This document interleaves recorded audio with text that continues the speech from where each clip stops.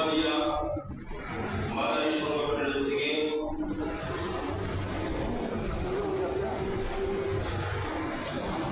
আনোয়ারা কুমারিয়াস্থ আল কুতুব জামে মসজিদ প্রাঙ্গণে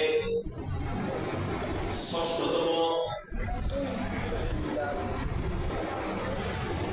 বিশ্ব মানবতার মুক্তির অন্নদিশারী শফিউল মুসলিমিন রহমাতুল লিল আলামিন হুজুর নূর শাফিঈ রাসূল সাল্লাল্লাহু আলাইহি ওয়াসাল্লামের শুভাগমনকে কেন্দ্র করে আয়োজিত পবিত্র 12 দিনব্যাপী ঈদে মিলাদুন নবী সকলে বলি সাল্লাল্লাহু আলাইহি ওয়াসাল্লাম।